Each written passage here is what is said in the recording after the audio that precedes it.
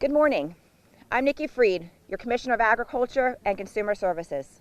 First, I want to thank the Florida Forest Service and all the firefighters, as well as the federal, state, county, and city first responders who have been here at Ground Zero fighting to protect our communities from these devastating wildfires for almost 6 straight days. I said this before, and I'll say it again.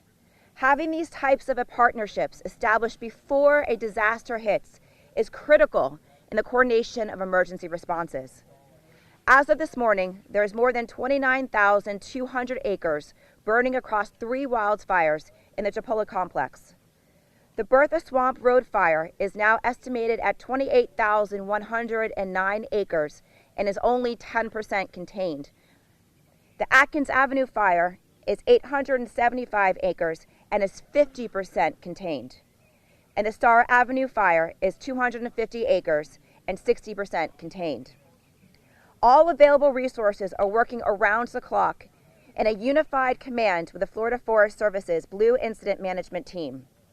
There is currently more than 70 tractor plow units and 10 air assets working to suppress the wildfires. Air support includes 2 forestry helicopters, 2 Florida Forest Service's fixed-wing aircraft, 2 Florida National Guard Black Hawk helicopters, 2 Florida National Guard Chinook helicopters, and 2 Southeastern compact single-engine air tankers.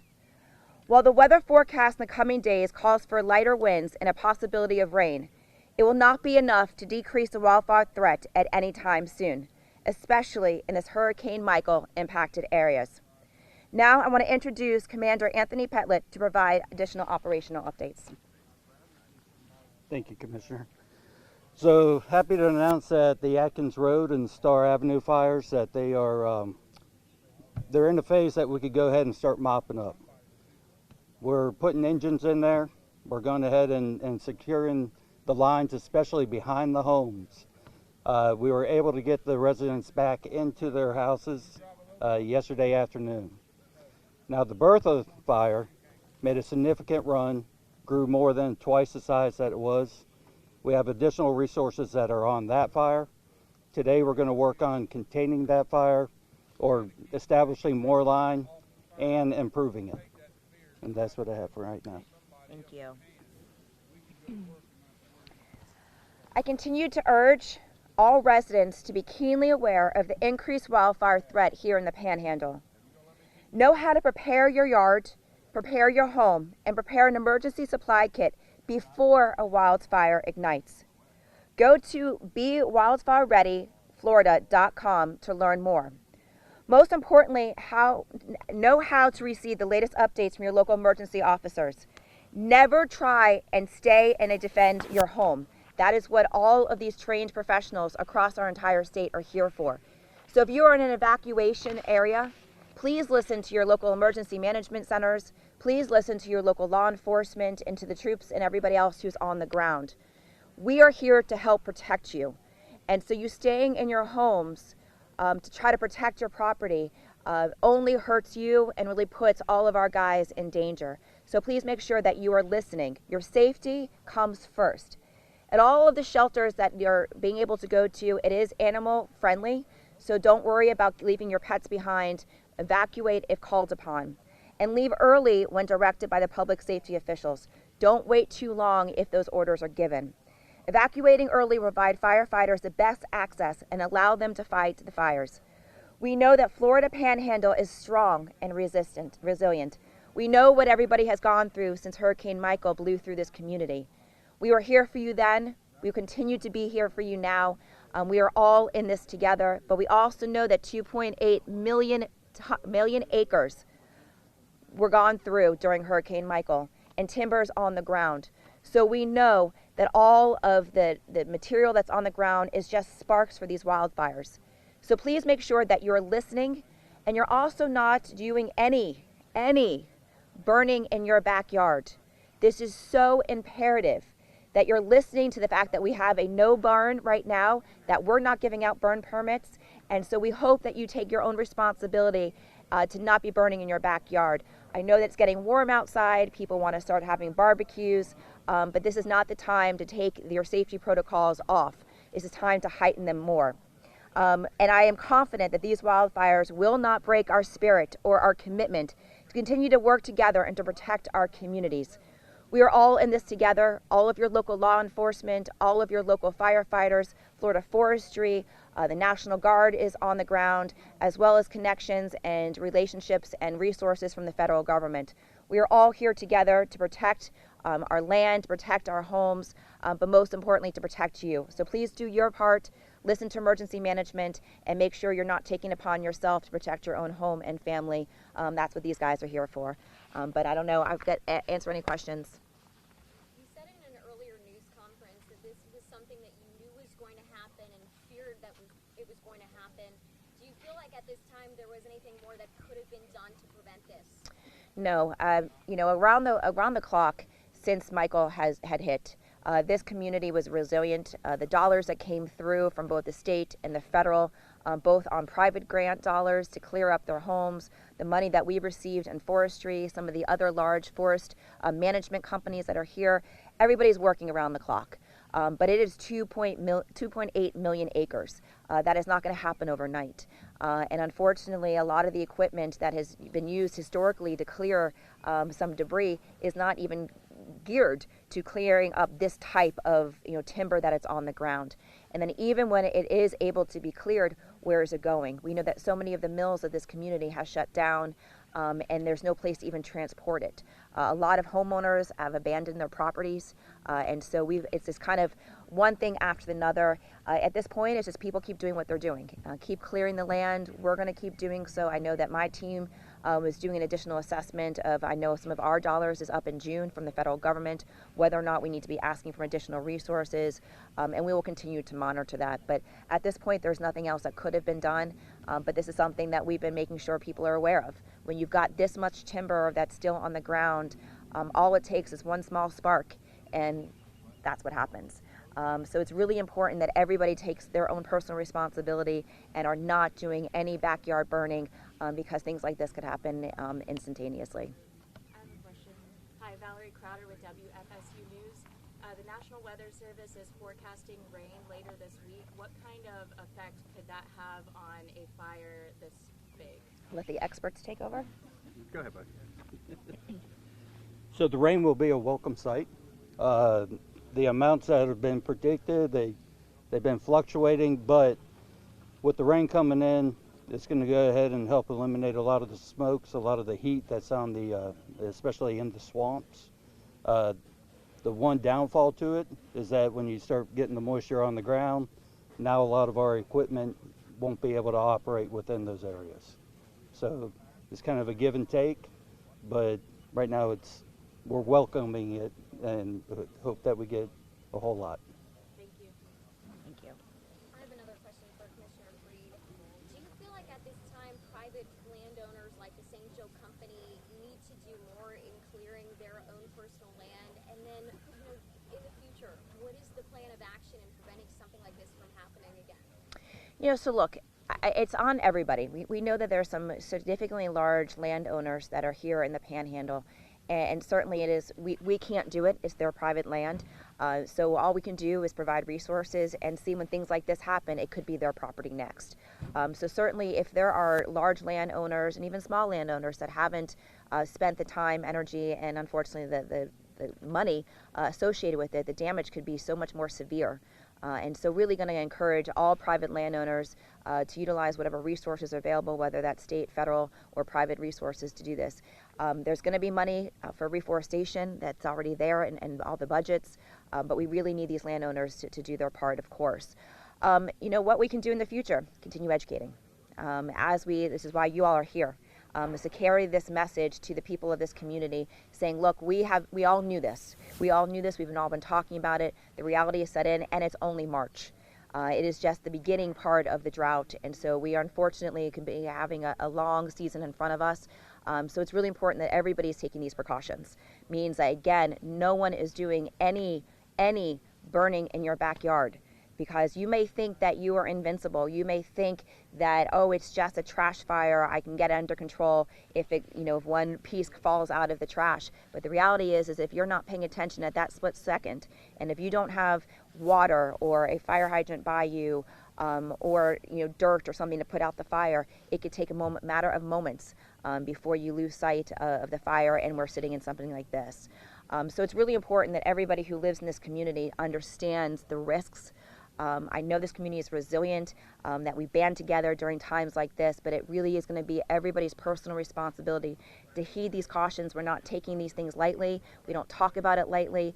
We make sure that everybody's got the resources, which is why we've got the PSAs out from our own websites. All the information is on the FDAC's website to tell you how to clear out your land, how to make sure that you're doing everything possible to protect your home and those in your community. I have another question for you, Commissioner Fried. What effect would you say that climate change is having on these kinds of wildfires? I know that the hurricane timber is fueling these fires. Could you kind of just speak on that?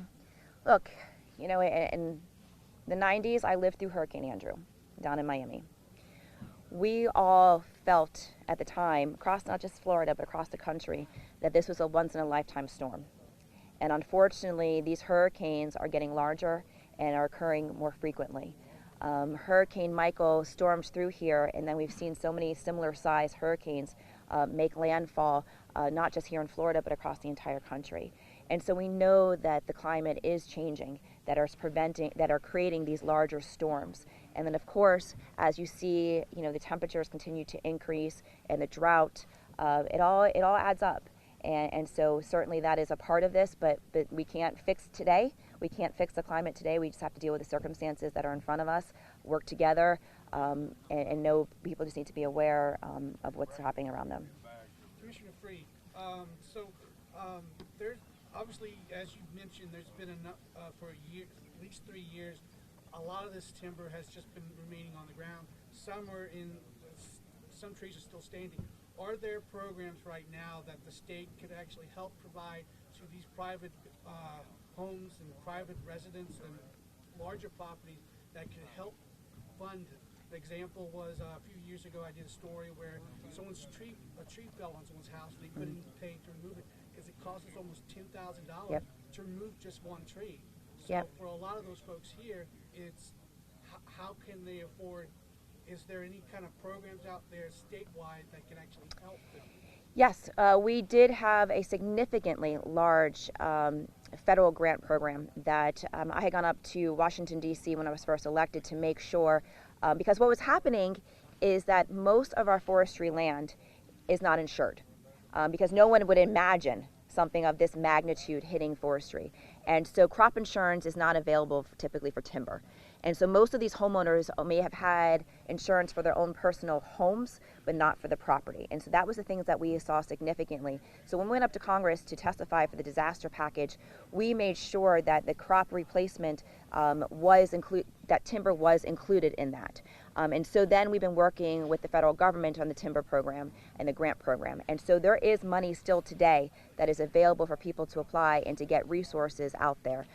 The amount of money that it would still take at this point is still tens of billions of dollars. And certainly with the money that we had asked for from the government, from state government, was additional resources as far as reforestation, as far as build new equipment, because as you see, we weren't able to do it on our own. The other problem is that even at this point, we inside of forestry don't have the resources by itself. We already, I think we're talking about now that out of every position, every 6 positions, we have 1 vacancy. So we inside of forestry is already, pretty thin. So we've been spending on these resources, hiring subcontractors and contractors to help with the clearing of the land. But as we know, and not just forestry, but across the entire country, the shortage of labor is significant. And you can see that here, that even if we got the dollars to clear, there might not be both the equipment and the personnel to actually clear it. So this is the time that we're living in, and it's not a good situation, and certainly I wish I had more positive options out there. Again, my biggest option out there is for people to be cognizant of what's around them and to do whatever is necessary to protect their homes. And my guys have done a fantastic job creating fire lines around the residential areas in this community. So that's really what they've been doing and spending a significant amount of time for the last 3.5 years, is not only clearing the land that we manage, but making sure that if our land is close to residential communities, that we're creating the fire lines around those residential communities. So if in fact a fire does come into those wooded area, that we can at least have these fire lines to protect the residential communities and other structures, to alleviate some of the pressure potentially of the locals on the saving of the structures. I have another question. There were 168 wildfires burning across the state. I believe that was yesterday or the day before. How does this Bertha Swamp Road fire compare to other fires across the state? Johnny Sabo, Assistant Director with the Florida Forest Service. Right now, this is absolutely the largest wildfire we have in the state. However, what we're seeing this time of the year, usually our fires are, a tenth of an acre, 5 acres, 10 acres maybe. We usually don't see this type of fire activity till we get into April, and then really May and June is when we traditionally pick up.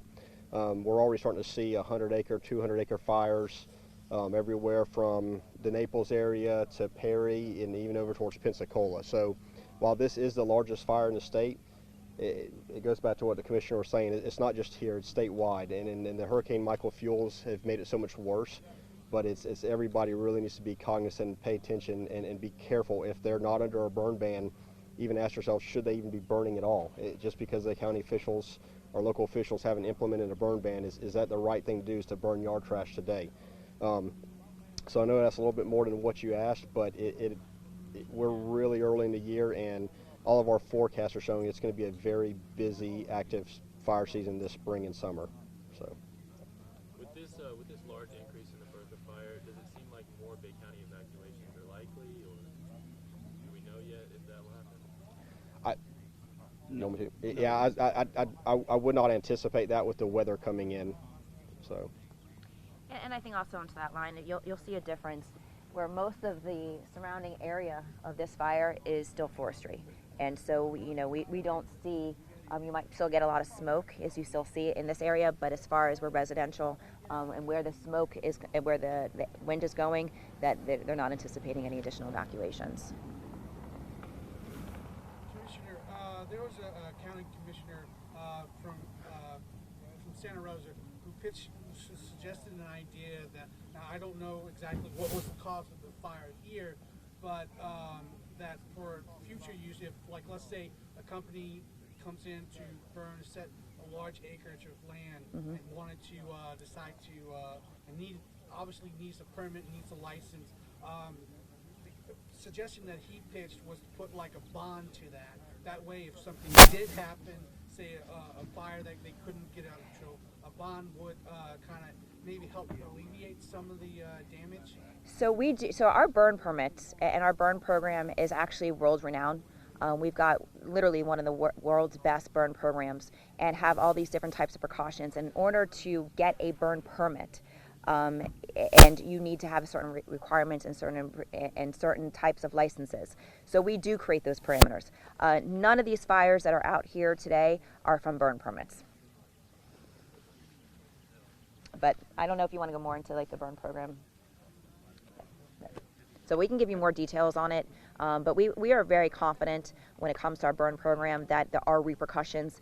If somebody has a license and has received a permit, there are significant repercussions if something happened and one of their burns got away from them, but that's not what's happening here.